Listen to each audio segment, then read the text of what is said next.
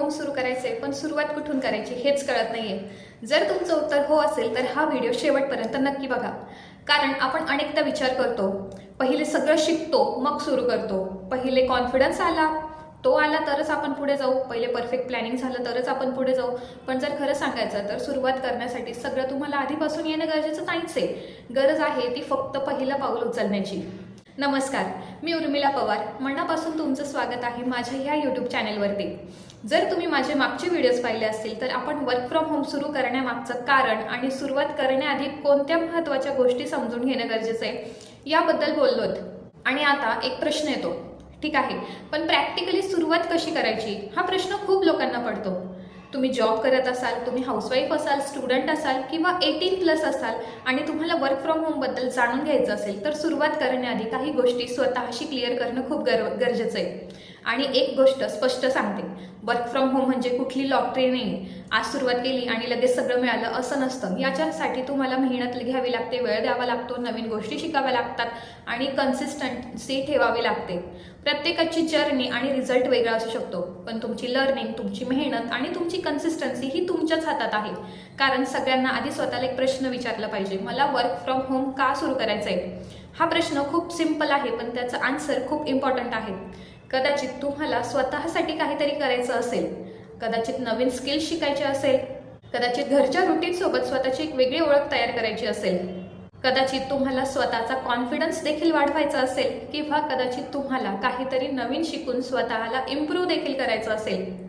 तुमचं कारण काहीही असू शकतं, पण ते तुमचं स्वतःचं कारण असलं पाहिजे. एक नोटबुक घ्या आणि एक फक्त सेंटेन्स लिहा, मी वर्क फ्रॉम होम का सुरू करत आहे, आणि त्या क्वेश्चनचा आन्सर मनापासून लिहा. कारण काही दिवसांनी मोटिवेशन कमी झालं किंवा एखाद्या दिवशी वाटलं आज नको, तेव्हा तुमचं व्हाय तुम्हाला पुन्हा आठवण करून देईल की मी सुरुवात का केली होती, आणि मग तुम्हाला पुन्हा पुढे जाण्याची मोटिवेशन भेटेल. आता स्वतःला आणखी एक प्रश्न विचारा, मला नेमकं काय आवडतं?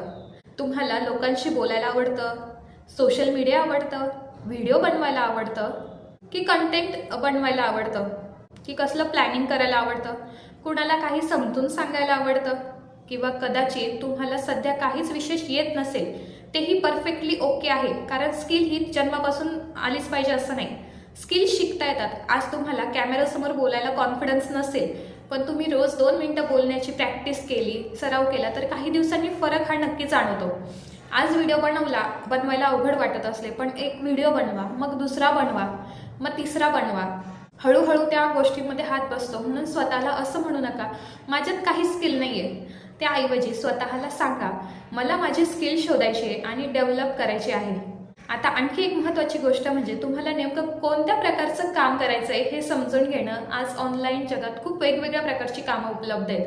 म्हणून कोणतंही काम फक्त दुसरं कोणी करतंय म्हणून सुरू करू नका. तुम्ही जे काम करणार आहात त्यामध्ये तुमचा रोल काय असणार आहे, तुम्हाला काय शिकायचं आहे, कोणत्या प्रकारचं काम करायचं आहे आणि तुमच्या रुटीनमध्ये ते काम तुम्ही मॅनेज करू शकतात का, हे प्रश्न स्वतःला विचारा. आणि सगळ्यात महत्त्वाचं म्हणजे प्रश्न विचारायला तर अजिबात घाबरायचं नाहीये. तुम्हाला काही समजत नसेल तर विचारणं ही कमजोरी नाहीये. उलट योग्य प्रश्न विचारणं म्हणजे तुम्ही सिरियसली शिकत आहात. सगळं समजून घेण्याचा प्रेशर पण घेऊ नका. स्टेप बाय स्टेप शिका. आज एक गोष्ट, उद्या दुसरी गोष्ट, हळूहळू क्लिअरिटी येते. आता समजा तुम्हाला काय करायचं हे समजलं, मग प्रश्न येतो वेळ कधी द्यायचा. काढणं सुरुवातीला थोडं डिफिकल्ट वाटू शकतं, पण सुरुवातीचे 8 तास काढायची गरज नाही. तुमच्या रुटीनमध्ये छोटासा स्लॉट शोधा. उदाहरणार्थ 30 मिनिटं लर्निंग, 30 मिनिटं काम आणि 15 मिनिटं प्लॅनिंग. सुरुवातीला एवढ्यानेही सुरुवात होऊ शकते. तुम्ही स्टुडंट असाल तर तुमच्या स्टडीजच्या रुटीननुसार वेळ ठरवा. जॉब करत असाल तर तुमच्या फ्री टाईमनुसार. प्रत्येकाची सिच्युएशन वेगळी आहे, म्हणून दुसऱ्याची रुटीन कॉपी करू नका. तुमच्यासाठी चालणारी रुटीन तयार करा. आणि एखाद्या दिवशी रुटीन मिस झाली तर स्वतःला दोष देखील देऊ नका. पुढच्या दिवशी पुन्हा नवीन सुरुवात करा.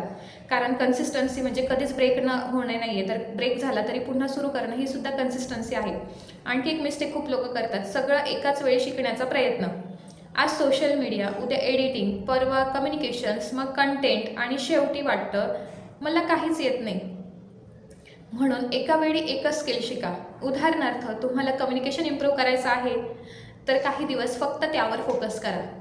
दररोज थोडं बोलण्याची प्रॅक्टिस करा. व्हिडिओ रेकॉर्ड करा, स्वतःचा व्हिडिओ पुन्हा पुन्हा बघा, कुठे सुधारणा करता येईल ते बघा आणि मग पुढच्या स्किलकडे जा.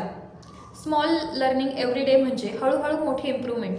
पण हे सगळं करूनही एक गोष्ट केली नाही तर काहीही बदलणार नाही, आणि ती म्हणजे ॲक्शन. तुम्ही व्हिडिओ पाहिला, सगळं समजलं, नोटबुकमध्येही लिहिलं, पण ॲक्शनच जर घेतली नाही तर काहीही बदलणार नाही. कधी कधी आपण म्हणतो उद्यापासून सुरू करतो, पण तो उद्या पुन्हा उद्याच होतो. म्हणून आजच एक छोटंसं पाऊल उचला. तुमचं व्हाय लिहा, तुमची एक स्किल लिहा, तुम्हाला काय शिकायचं आहे ते लिहा, आणि त्यासाठी दररोज किती वेळ देणार आहे ते ठरवा. बस.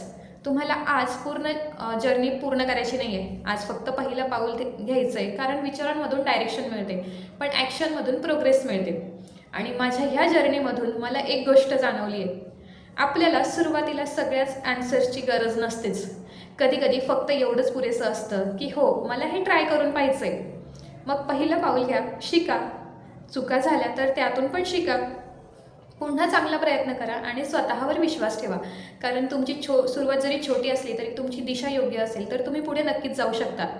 तर तुम्ही अजूनही विचार करत असाल सुरुवात करू की नको करू, तर माझं एकच सांगणं आहे, परफेक्ट टाईमची वाट बघू नका, परफेक्ट कॉन्फिडन्सची वाट बघू नका, सगळं आधी शिकण्याची वाट बघू नका. Start small, learn daily, keep going. आज फक्त एक पाऊल उचला. आणि जर तुम्हाला माझ्या या वर्क फ्रॉम होम जर्नीशी कनेक्ट व्हायचं असेल, तर माझं डेली कंटेंट पाहायचं असेल किंवा अशाच प्रकारचे लर्निंग कंटेंट पाहायचे असतील तर मला इंस्टाग्रामवर सुद्धा फॉलो करू शकतात. माझं इंस्टाग्राम आहे उर्मिला इन्स्पायर 6164. तिथेही मी वर्क फ्रॉम होम, लर्निंग ह्या जर्नीच्या रिलेटेड काही कंटेंट शेअर करत असते. पुढच्या व्हिडिओमध्ये आपण ऑनलाईन प्रेझेन्सबद्दल बोलणार आहोत. ऑनलाईन प्रेझेन्स का महत्त्वाचं आहे, म्हणजेच इंस्टाग्राम अकाउंट असणं म्हणजेच ऑनलाईन प्रेझेन्स आहे का, तुमचं प्रोफाईल पाहिल्यावर समोरच्या व्यक्तीला तुमच्याबद्दल काय समजतं, आणि जर तुम्हाला घरातून काम करायचं असेल तर तुमची सोशल मीडिया प्रोफाईल कशी असायला हवी, हे आपण पुढच्या व्हिडिओमध्ये अगदी सिंपल आणि प्रॅक्टिकल पद्धतीने पाहणार आहोत. तोपर्यंत एकच गोष्ट लक्षात ठेवा, सुरुवात छोटी असली तरी चालेल, पण सुरुवात करा, शिकत राहा, स्वतःवर विश्वास ठेवा आणि स्वतःसाठी घेतलेलं प्रत्येक छोटंसं पाऊल महत्त्वाचं आहे. कारण मोठ्या बदलाची सुरुवात नेहमी एका छोट्याशा पावलानेच होते. मी उर्मिला पवार, पुन्हा भेटूया नेक्स्ट व्हिडिओमध्ये.